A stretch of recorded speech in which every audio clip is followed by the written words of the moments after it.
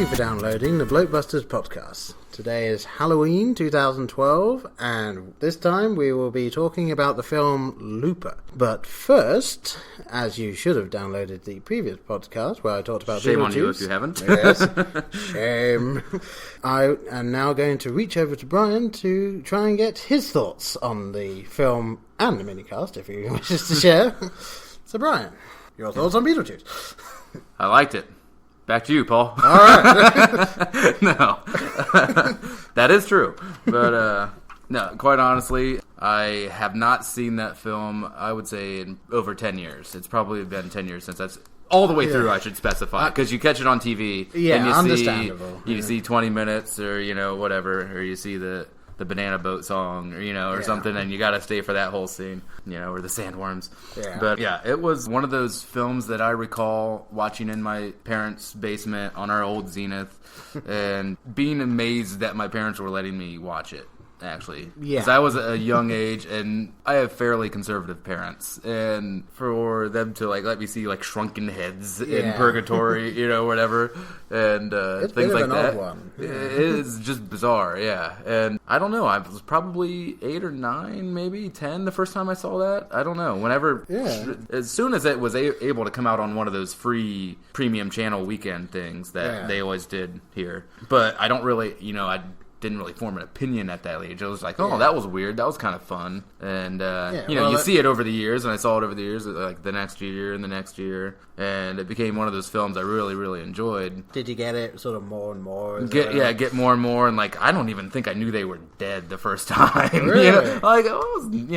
I was other interests when I was at 8, 9, whatever. Well, that is actually a sort of a slow reveal for that as well. But I hope I'm not spoiling anything out there for a film that was in the 80s. But, oh, really? Alec Baldwin's dead. Okay. But, anyway, one of those I enjoyed more and more of it. The more I watched it and more I understood it and had in-jokes with my friends about it, but I do remember, I'd say generally scared of some parts in the early watching of it. I would say I was legitimately frightened that sandworms were real at some point, and I'd never go to the desert because of sandworms. And, I was just afraid I was going to open my front door someday and I was going to be on the desert and have to run back inside. But like you said, with what Keaton does in his 18 minutes of performance is incredible. And you forget everyone thinks he's in that entire film, and it's so much more the story of Alec Baldwin and I'm sorry, what is her? Shoot, I'm drawing a blank on the actress, Gina Davis, and Winona Ryder's story. It's much more those three's that are carrying the movie, and I mean I think a minute of that 80 minutes is him when he's on the television.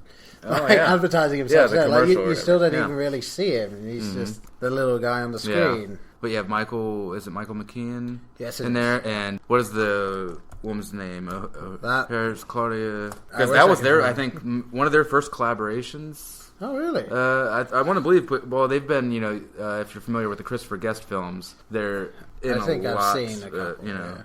Yeah, sorry I didn't get to their names in the minicast. I mean, I wasn't feeling the best. Catherine O'Hara is who I could not come up with. I was like, who? Yeah, Catherine O'Hara and Michael McKean together are fantastic, always and forever. Yeah. But enjoyed the minicast. Yeah. Love the movie. You had rated it what, minus 2.5 or something? I think it was something like that. Yeah, I'd probably put it at a minus 3.5 somewhere. Maybe minus 4. I don't know. It's an enjoyable film. I strongly still recommend anyone sees it that has not seen it. I don't know if it holds up as a new viewing because audiences are a lot more sophisticated now. I still think I don't know. I know it works for me.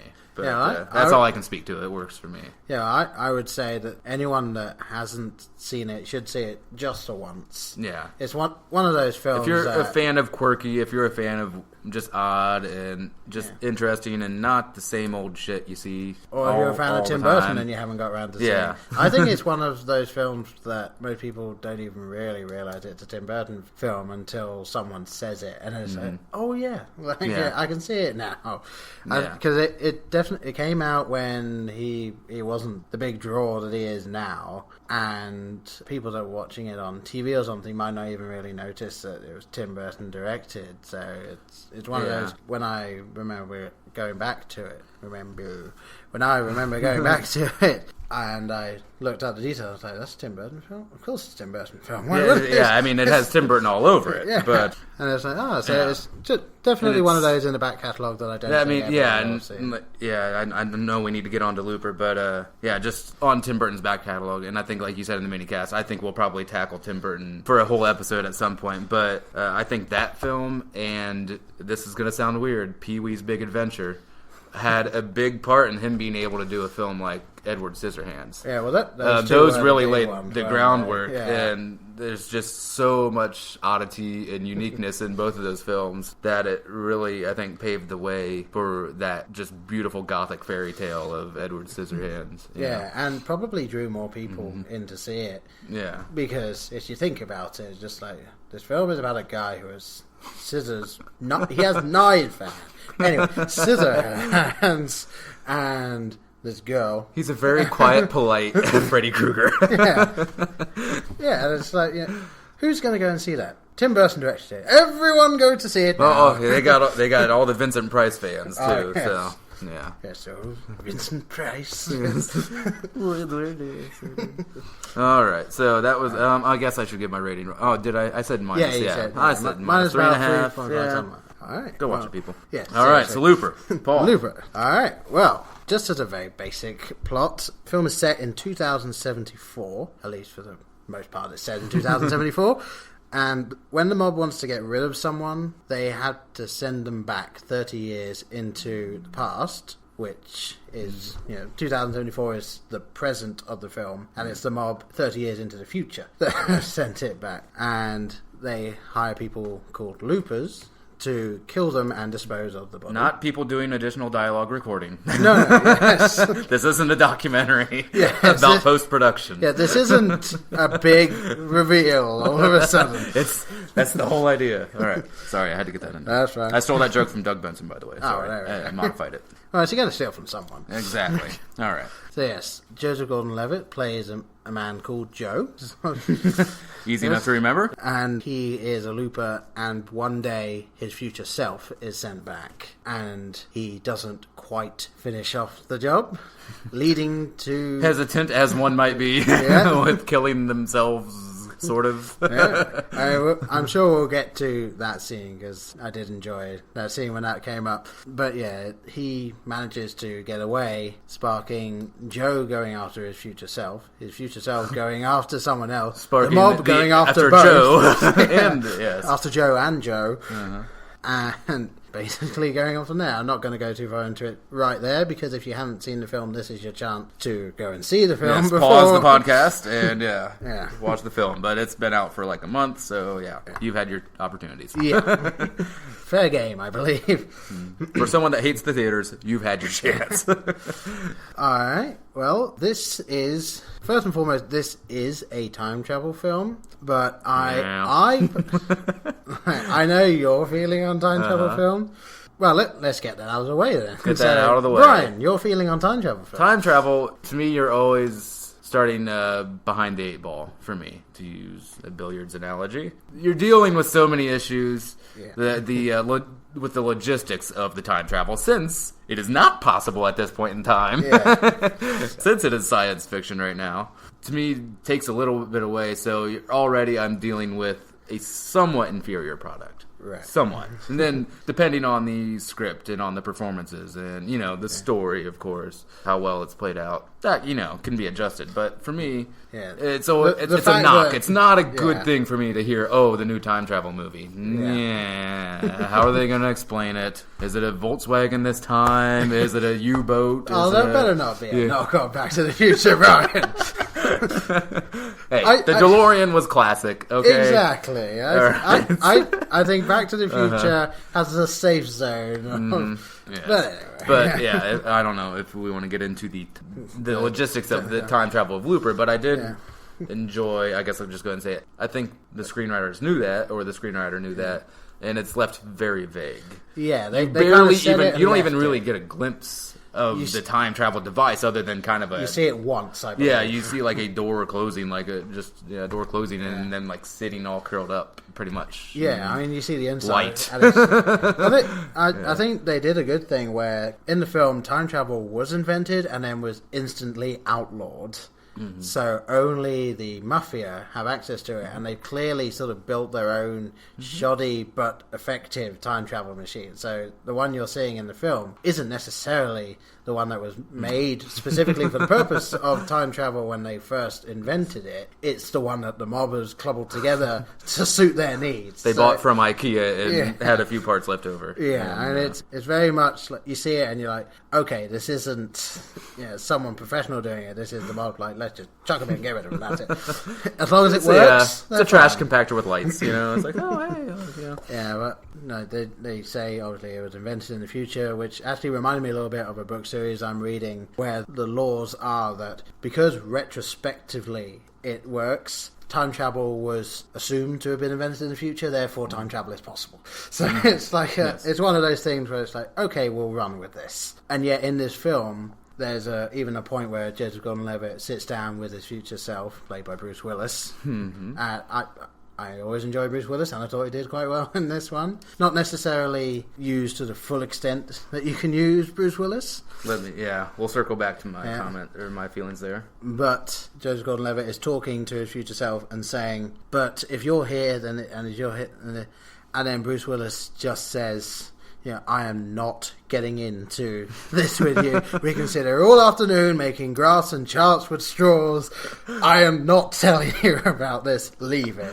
And they leave it. They don't go back to it after that, which I thought was brilliant. I mean, it's a cop-out, but it's a brilliant cop-out. Going up to that point, you see bits and pieces, you hear about it, and it's like, okay, how are they going to go around it? And then they get to that, and it's like, they're not. Brilliant. I'm not going to have to pick this apart too much. Yeah. As someone who's a fan of time travel, and then when you run into films where the inconsistencies pop up, yes, after they've fully established this thing, their rules, yes.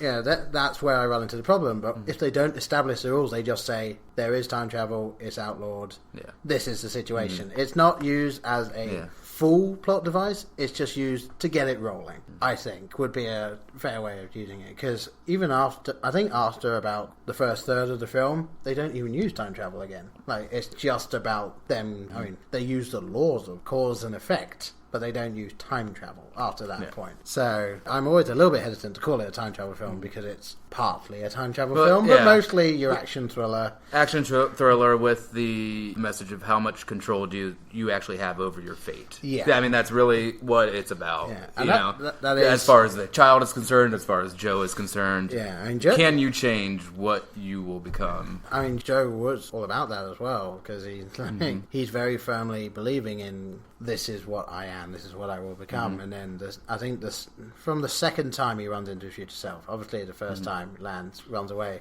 and then the second time he runs into it, he starts thinking, like, do I have to turn out like this? Yeah. and so that I don't want to do another Die Hard sequel. Do I have to turn out like this? So please Which I thought, I'm excited for. Hey, but right. It's Die Hard. Who isn't? Well, shall we get into the actors then? You had a comment on Bruce Willis. Bruce Willis, let's start off with him. The biggest star.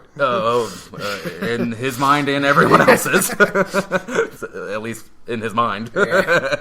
If you get that line of cross. Oh, yeah. I've gone cross-eyed. It works. Carry on. It goes. Yeah. But I was actually going to write that. A good performance. I really liked it. And this is not really his fault. He was cast in the film, but it's Bruce Willis being Bruce Willis. Yeah. The same role, the same snarky, I haven't had my cup of coffee yet. Yeah. I'm 5 o'clock shadow, gruff. I'm in a pissy mood, Bruce Willis. Kind of like the Bruce Willis in Red, actually, a little bit. But it's just the same sort of character that he's been in the last 10 years, really, with I can't think of very many exceptions. He's playing a cop or he's playing, But I would actually go so far to say a slightly deeper version of himself in The Fifth Element. Yeah, more of a backstory, but and that's about it. Yeah, I just completely nothing to do with Looper, but I'd really like to see him do some serious dramatic work or some. Right. So sort of going back to Moonshine? Dabbled into he's dabbled in comedy, and he had the Moonlighting TV series. But maybe a film was out there. Yeah, yes, exactly, a film adaptation. You and I will. Yes. If you can't say it, I guess I got to take myself off the gig of writing it. I was gonna throw my name and your name into the hat. We could write that. But, well, I could refer to you for something. All right, not the spelling. You find the source material, and we'll get going on it. But that's just kind of a side note. But that being said, all in all, good job by Bruce Willis. I don't know, great job of him doing a Joseph Gordon-Levitt impression, or if it was a great job of Joseph Gordon-Levitt doing a Bruce Willis impression. Yeah, because I do think it was Joseph Gordon-Levitt doing the acting like Bruce Willis. Because Bruce Willis turns up and he's got 30 years on him. He's just surly. He's Bruce Willis. Right, so let's go into young Joe, real quick. Joseph Gordon-Levitt, who appears to be on quite a roll. Yeah. Whoever thought that? Name a film that we've seen recently that he's not been in.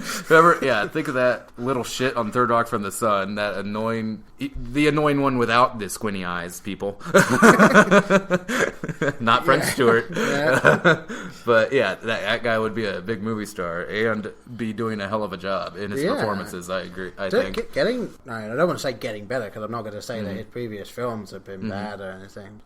He's really shining. He's getting the commercial success. He's always been doing a lot of independent work, and now that a lot of his films are doing well commercially. I'm considering not watching the Bicycle Messenger film after this. Rush, because I don't want to go and see it, because that one looks like, I'm sure it can be good, but I'm not 100% sure that I want to go and see it after seeing Looper. Maybe wait a little bit. It's one of those real running time. I get the idea. It's like the Run Lola Run or something like that, where it's just I love adrenaline. Lola Run, by the way. Fantastic film. Yeah.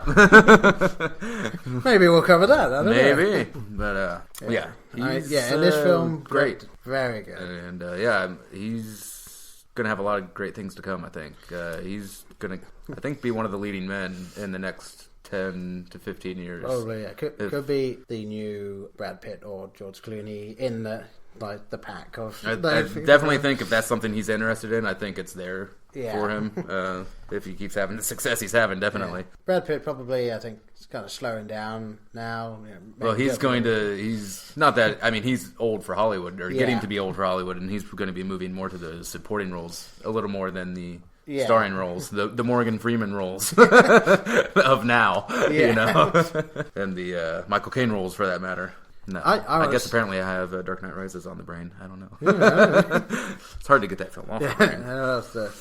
Well, Christian Bale will probably be sliding into that in 5 years or so. So, anything else you wanted to say on Joseph Gordon-Levitt, his performance? I don't think I had too much more on that. I do like his progression, like the character's progression through the film, because at the start he's very much sort of quite arrogant to begin with, and very sort of business, and then as he meets the woman at the farm while he's waiting and starts to get close to the family, you really do see his change from what he was, and you realise this guy will not turn into future Joe. He will be something else. Which is something like, how do you end up dealing with that? He will not end up marrying Yoko Ono, and the Beatles will stay together.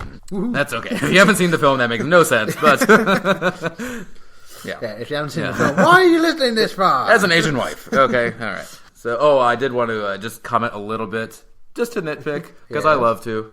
The smirks. I was getting a little tired of Joseph Gordon-Levitt's smirks. Yeah. Which were not Bruce Willis smirks. They were clear-cut Robert De Niro smirks. Yeah.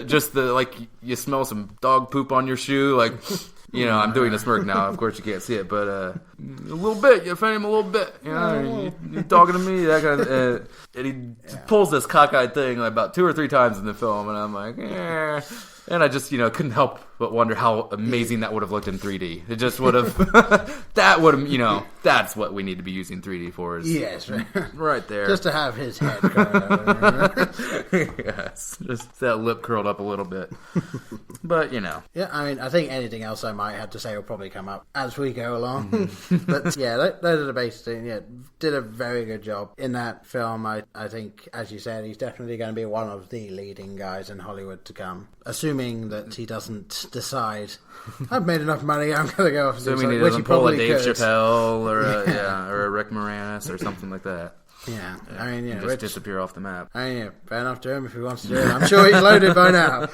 But please don't, if you're listening. Yeah, we're enjoying it so far. Thank you. Shall we get to Sarah? Sure. Sarah, played by Emily Blunt, one of your fellow countrymen. Yep. God bless the Queen and God bless Emily Blunt. She is my English Zooey Deschanel, people. I see. Yeah. Emily, if you're listening, give me a call. Hit up our Twitter, anything. Yeah. Just editing it up. Anything. Yes, absolutely. So obviously very beautiful and very talented. Yes. Plays... Would you like to fill us in on who she plays, other than Sarah? Who is Sarah? Right. Sarah is, as long as I'm remembering this correctly, she is a character that doesn't turn up until... About the second act, maybe? Yeah, not just under halfway through the film, which is surprising for the character she turned into. You think the importance of her character, yeah. She plays a woman who, when you meet her, she is at this farm trying to scare away the younger Joe, who has realised that his older self will come to this farm to try and kill a kid who will turn into the Rainmaker, who is the guy who's sending everyone back. He's Not the Rain guy, Man, the Rainmaker. And he's the one that is sort of controlling the mob in the future. He's killing all of the loopers, and he killed older Joe's wife before then sending him back to be killed. So he's obviously on a mission to kill this Rain Man, who is a child in 2074, whatever. I've forgotten the year. 2040, yes, yeah. I think whatever. it was 74. And she is a woman who is there at the farm, and she says she is the mother. The boy says she is not the mother. You do find out she is the biological mother. However, because of her lifestyle, she gave him to her sister. Her sister then died. She came back, and of course that is then the problem. Of course, the kid has no memory of that occurring. And... So, she is saying, I am your mother. He's saying, no, you are not. And she and the younger Joe, after quite a long time, I was pleased to see that they didn't go the route of, I don't like you. 5 seconds later, well, no, their faces are already, their faces are mashed together. Yeah, there's genuine time to develop. Watching it, I still felt that was coming, and I was happy it did. It developed a little more. The characters had obvious chemistry, even though she was extremely protective of her land, of her son. She greets him with the shotgun or a rifle or whatever. Of course, he just kind of walks up like, you're not going to find this. Yeah, makes him sleep in the barn, And she is very much the driving force for the change in the young Joe. Yes, who shows up going through withdrawal from drugs, which, if I might say, drug use in the future look pretty lame, I gotta say, because it's either an asthma inhaler or an eyedropper, or it's going to be a Q-tip in the next film we watch. It probably tells you that the nerds of today are the drug makers of tomorrow. Exactly.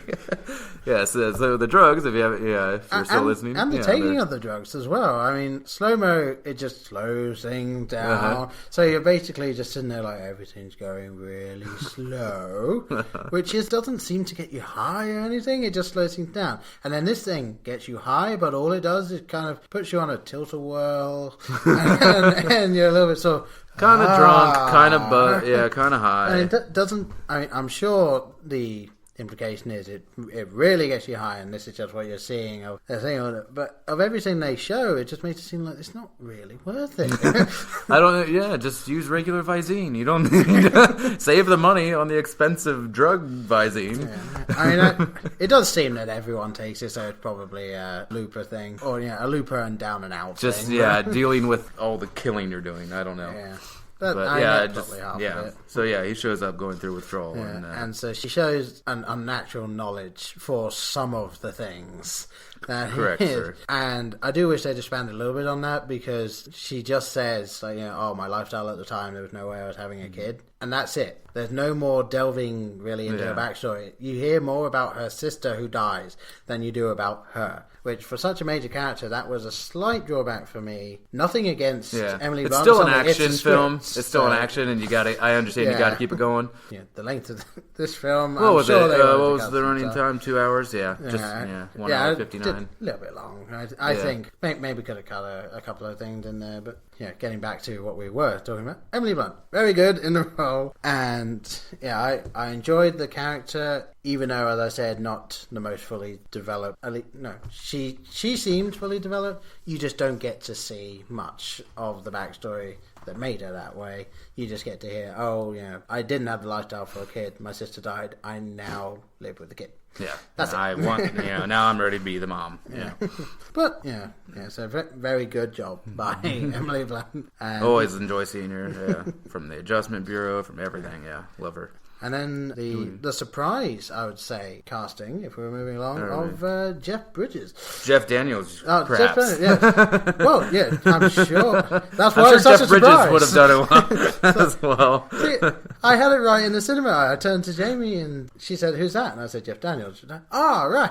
And I come here. Jeff Bridges. It's like the confusion with Bill Paxton and Bill Pullman. You can't even say it. I'm so confused.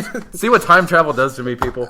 Yes. Yes, this is Jeff Daniels. Yes, not Jeff Bridges. This is as the owner of the mob in the present. Who runs the loopers and sent back from the future to run the present mob, which made me wonder what exactly happened with the present mob. But again, time constraints. I'm sure. A very just low key, well played mob boss. Yeah. Not your classic mob bosses, grandiose and over the top. And I believe I had you see Drive. Yeah. A lot like Albert Brooks's mob boss. Very much so. You get the sense of power and you don't want to fuck with him. Yeah. But he doesn't have to show you that. He'll shake your hand and be very nice to you. And I think, Jeff Daniels' character says, I bet you expect me, to hammer your fingers. That's not what's going to happen. We're just going to talk, And then you're going to give up your friends. and completely understanding that as well within the possibility that you're going to get hurt. I got a feeling that pretty much helped with that. It's that he has been there and done that. He has now come back. Yeah, he is from the future, yes. So he knows a lot of what's going to happen. Obviously, it's changed somewhat because he's come back and changed it a bit, but he knows a lot of what's going to happen, and he's just waiting for things he knows is going to happen. He's just running this mob, and I'm sure the way that he gained control of the mob, probably the reason that everyone knows not to mess with this guy. Correct. Because you do see he is willing to do pretty much anything to get his way when the nice way is not working. Correct. But I was pleasantly surprised, as is usually the case. I don't like to do a lot of research going into a film. Yeah. And so I don't look at cast lists other than what if I happen to see a trailer, what that showed me. So I was very surprised to see Jeff Daniels in that role. Yeah, it was the first time I was saying, that's Dumb and Dumber. That's fantastic. Is Jim Carrey second hand? That'd be... That would have been interesting to see a serious Harry Lloyd there. But Jeff Daniels, of course, completely reliable. But I will say that the way that he interacted with the kid who's kind of wanting to prove himself, I kind of felt like they were going to even allude to, like, maybe he is that guy's father, or maybe he is him from the future and he's just not going into it. Especially given the way that I felt the way that Joseph Gordon-Levitt and Bruce Willis were together, they were like that. But then they just didn't go into it. So they didn't touch it at all. Mm-hmm. So maybe left it open for interpretation. I don't know. Maybe in Looper 2. Which, given the end of this film, would you could rewrite some things, but if a different take, a reimagining, if you will. But maybe we should give a honorable mention here to Piper Perabo. Her portrayal of Susie, who is a lady of the night, I guess is a nice way of saying it in this time and place. Yeah, not quite lady of the night. paid, but oldest profession. Yeah, you gotta pay for her time, folks. And she seemed to not really care who pays for her time. She's fairly indifferent to the entire thing. Yeah, it's not a big screening process, but another one who doesn't get much screen time. And but I thought, but early impressions, I was thinking this is going to be Joe's love interest. Yeah, and he's going to fight for her or try to save her from that world of drug use and prostitution. And I would say it would have been a good fake out if it hadn't been as obvious when he met the other woman. Met Sarah. Because it's like, you haven't seen this person for a while, and then he meets this new person, and you realise, okay. Yeah. And you never see her again, actually, I think, after that. Like, after he leaves to go, like, that's it. She's gone. She's never seen again. Yeah. Oh, and then you have the whole old Joe's wife, like, how that affects the destiny of that, and did that really happen? I don't know. Does he still have the memories of that if young Joe is, and then I go cross-eyed again? Yeah, they do. I was going to say earlier, and I forgot, I really like the way that they use time travel in that the future selves are in the present, not the present selves are in the future or anything like that. Yeah. Because obviously, Back to the Future logic say, if you're in the past and then you're affecting the past, it will slowly affect you. Whereas if you're in the present and your future self is next to you, and you do something, your future self, it will affect your future self immediately. Starts losing memories early, Yeah, so obviously old Joe is fighting to remember... Yeah, at one point he's just trying to picture her face. Can't let, just saying to himself, just to remember where you met it. And of course, I felt they did the best way of explaining that. Like, they didn't bother talking about it. They just had Joe's friend, who he ends up selling out. His future self is sent back and escapes. And to get that guy back, they start carving into the younger version of himself. So he sees on his arm, be here in 15 minutes. And then as he's driving to the place, his arm disappears, his foot goes. He ends up crawling to the place on one stump and several things. And you realise, like, okay, so they're taking that part seriously. This is, like, anything that happened to this guy in the present will, like, you'll see the immediate. And a little foreshadowing to the conclusion of the film. A little bit, yeah. A little bit of the ramifications. Although I thought it was done well, because you're not really thinking about that until, like, this will be jumping to the end, until the point that you see him turn the gun on himself and you realise, oh crap. And then... But I changed it. Yeah, and then of course I ended up thinking on that... How did he narrate? Yes, another American Beauty there. I was like, wait a minute, you're dead. Wait, when did you find time to write this down? But I ended up thinking, like, okay, wait, does that run into the Terminator 2 problem of, okay, so all of this stuff has been destroyed, he puts himself in the lava, so that means none of the first two films can possibly happen because the guy won't come back. And then, of course, like, they redeem themselves with Terminator 3 only in as far as they break that paradox. Everything else, don't worry about it. Just once again, my problem with time travel. And I did think, despite what the film is like, so jump into Terminator 3 very briefly, despite what the film is like, brilliant writing in that they make Skynet software, not hardware. Because that way, the Terminator 2 is like, we've destroyed all the hardware. There's no way this can possibly happen now. No, bits of code. There we go, AI. So, not too Haven't seen it, probably never will. Yeah, Terminator 1 and 2, good on their own. Don't really need to see 3. I feel no need. But yeah, so I did see someone had made up, there's 3 timelines that run through the film. The first one is the original one, where Joe kills his older self, goes and lives, and then comes back. And then Joe kills his older self, and that Joe is brought back to close his loop. And then present Joe, then in one version of it, kills himself, goes, and it happens again. But in another version of it, he then escapes, which is then what this film turns into. Yes. And then at the end, he dies, older self dies, Rainmaker doesn't exist, and so on and so forth. Yeah, I did love that progression of Joseph Gordon-Levitt's Joe turning into Bruce Willis, where they showed year 1. Year 2, year 5, showing that whole life. I enjoyed that. That was a great sequence. Although when it was year 1, then year 2, I thought they're not going to do every single year. Yeah. But yeah, so that was a beautiful sequence. Yeah, I loved it. Although I did love it was you saw Joseph Gordon-Levitt shooting something in the Chinese mafia, and then they jump 10 or 13 years, and then it's Bruce Willis with a little bit of hair on the side. They didn't make a complete meld. Yeah, they didn't try and go the subtle changing over time. It was Joseph Gordon-Levitt, Bruce Willis. Yeah, how many makeup jobs do we want to do?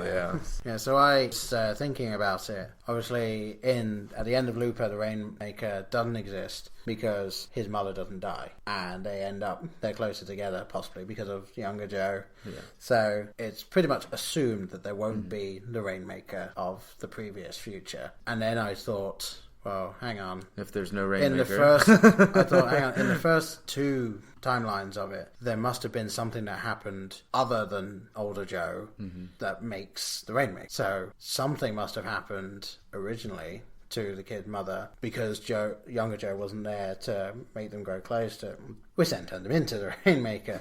So it's like, I'd have liked to have made... I'm confused too, people. It's okay. Yeah. Okay, originally, young kid who is the Rainmaker. No, so the whole point is that Joseph Gordon-Levitt not only shoots himself in the end to get rid of the older self to save them, he saves them then, and he also presumably saves them by forming the relationship, by getting them closer together. True. Because that was one thing that took me a little while to wrap my head around. It's like, hang on, how was the Rainmaker made in the first place if older Joe didn't come back to kill? Well, reality's always changing. Yeah. You just gotta accept that. But yeah, so these are not the droids you're looking for. Were there any other characters or anything you wanted to go over? I think that we hit the main ones there. Yeah. Well, a couple of little things that I wanted to touch on. Number one, there were, I don't know if you really noticed this, there were a couple of odd cuts I thought in the film, and it's not that they weren't, you realise, oh, this is done because of that, but there were kind of jump cuts. There was one where he's lying in the bed in the barn, and the kid is watching him, and then it's later, and the kid's not there, and it's just done. Yeah. I thought, okay, I understand, time has passed, but... How much? Yeah, it's like, you don't know how much time has passed, and also it seemed like an unnecessary jump cut. They could have maybe sort of done something else. It was a bit jarring for me, that particular jump cut.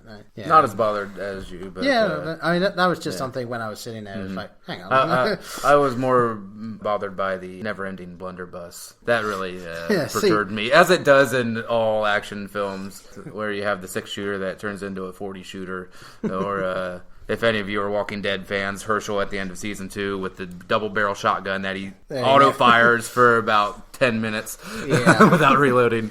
I never thought of that one, to be honest. But I understand the need. It's an action film. You can't... Kind of kills the mood to have him shoot. Okay, hang on. Everybody wait. I gotta reload. Okay, shoot. Hang on, wait. Yeah, so I understand, but somebody's hanging there's around like 9, 10 shots he's ripping off while he's laying in the street, trying to shoot the guy.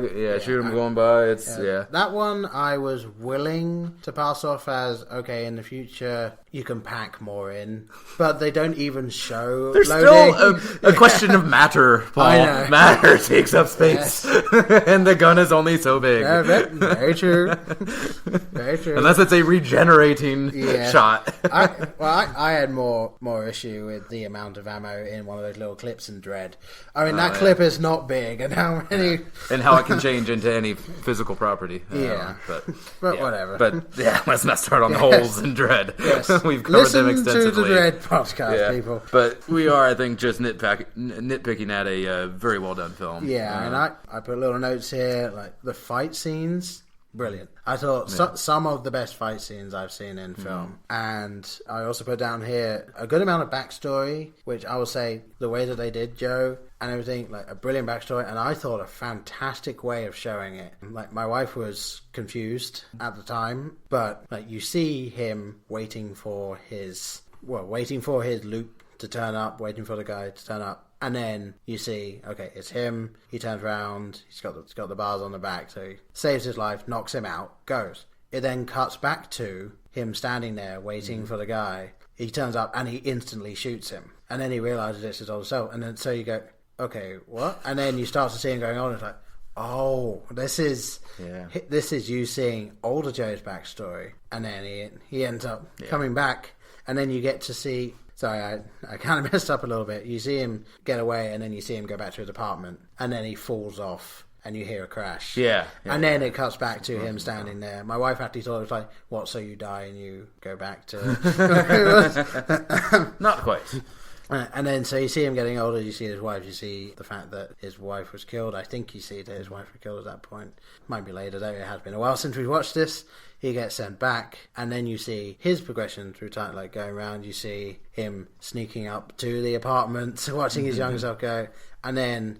I thought a fantastic long shot of he sees himself hit the car. He doesn't bother with that. He just shoots the guy up on top. And it's like, yes, stupid. Pulls himself. That I thought was a fantastic way of getting that backstory in and continuing the story without it being, this is backstory, this is... Yeah, it's definitely worth another view. I think you're going to get a different experience the second time. Yeah, well, and especially your brain won't be working as hard to figure out everything, and you can kind of enjoy the plot a little more. Yeah, and I also thought it brought up a really interesting philosophical question of, let's say that you were put back, you know that this one person in the future is going to pretty much destroy your city, he's going to kill your wife, he's going to kill all your friends, and it's not just a vendetta as well, he's not a nice guy.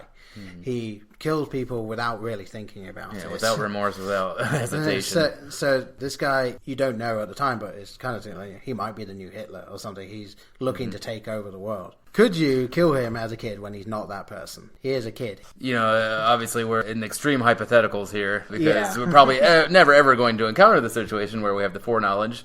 But to me, my nature is always hope people can change. If I see young Hitler in 18 or whatever, if I know it's a set line, but he's going down. But I still think if it gets to the point, I still think there are infinite possibilities made with every choice we make, and I don't think anything's set in stone. So I personally could not do it. There is a fantastic story. I cannot remember if it's a Twilight Zone or if it's a short story, but somebody had a time machine. They go back in time and they get a baby that is the baby Hitler, and they throw them into the river, effectively killing his baby, and then go back to the present. And they got it from a babysitter. The babysitter then pays a gypsy for her baby, and that baby is the one that turns into Hitler. So it's like, no matter what you do, you will cause this thing to happen. Really quickly, Futurama, but something we both love. What was it, season 5 or something? The final episode with the time machine, and I'll have to shoot Hitler out the window. Ooh, missed. Missed. Got FDR. Oh well. Keep going.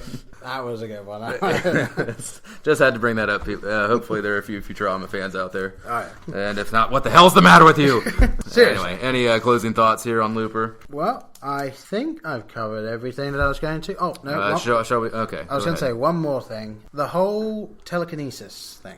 Yes, sir. Not covered in the trailer. Well, shown in the trailer, not covered in the trailer. And I thought, okay, that's an interesting thing. And they pretty much just sort of throw it out there. It's the only reason it exists is for the kid. I know. Is to introduce it for the kid. So that was another issue I had. They introduced this thing saying, 10% or whatever. And then the other guy's future self comes back, and you find out the details about the Rainmaker and all that, and that he supposedly, one man going it alone, is able to kill all these people, is able to get away with this thing.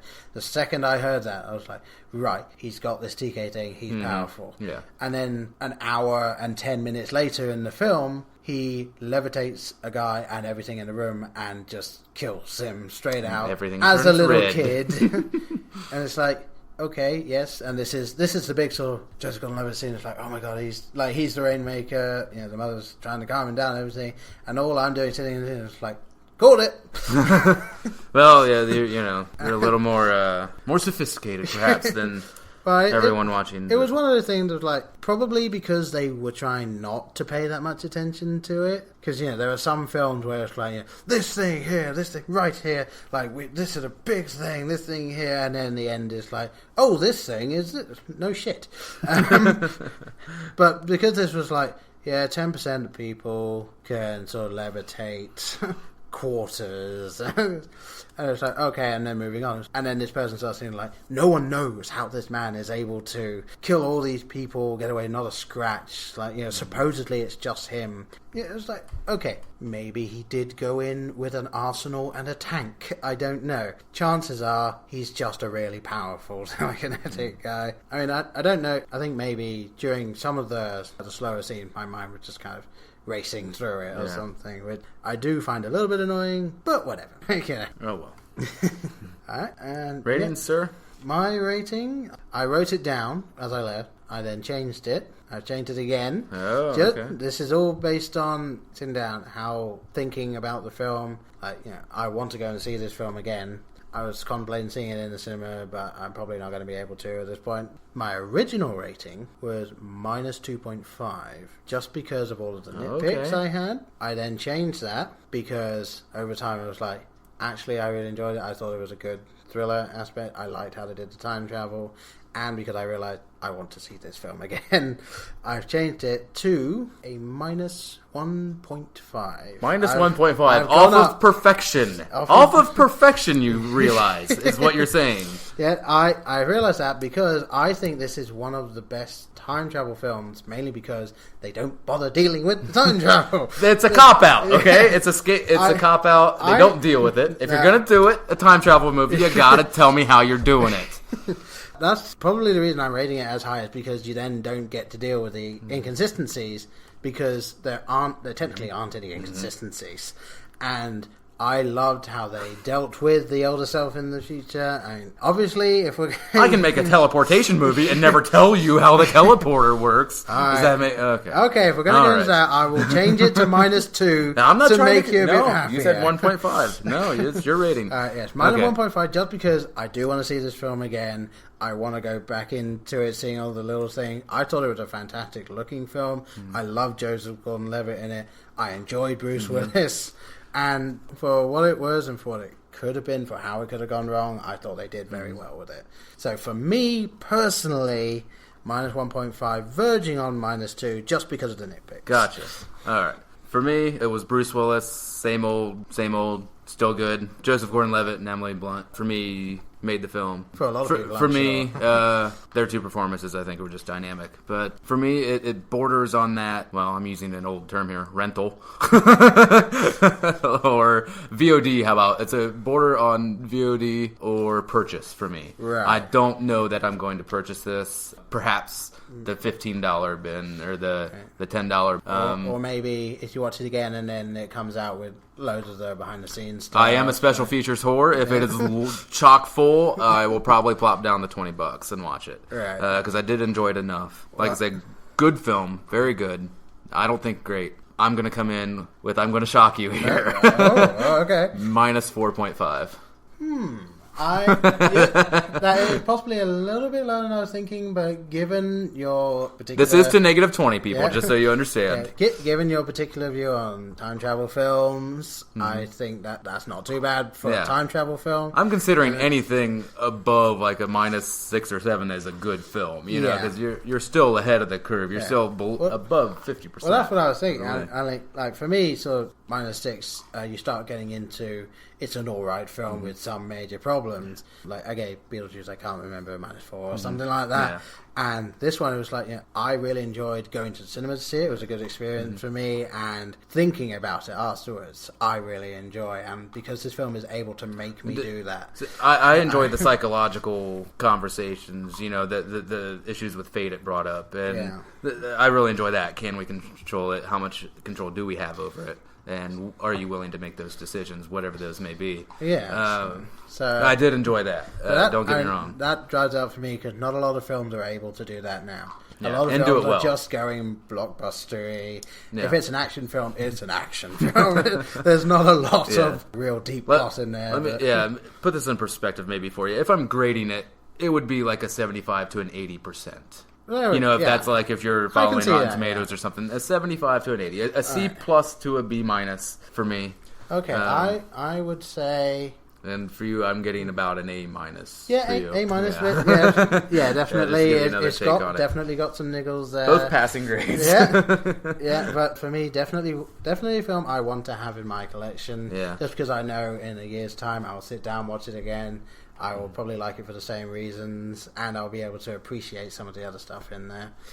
And I think I will always love the line, "I'm not getting into this, we can sit here all day," showing diagrams and grass with straws. Just a fantastic tongue-in-cheek nod at every single time travel film that then breaks its own rules. Cop out. I know it's a cop-out, but it's tongue-in-cheek as well. Yeah, okay. Well, I think that's about going to do it for us today, folks. Alright. Well, I'll just take this time to say that you can reach us on Twitter at @Blokebusters. You can reach us on Facebook at facebook.com/blokebusters. And you can email us at blokebusterpodcast@gmail.com. Well, thank you for listening, and remember, hoverboards don't work on water. Unless you got power!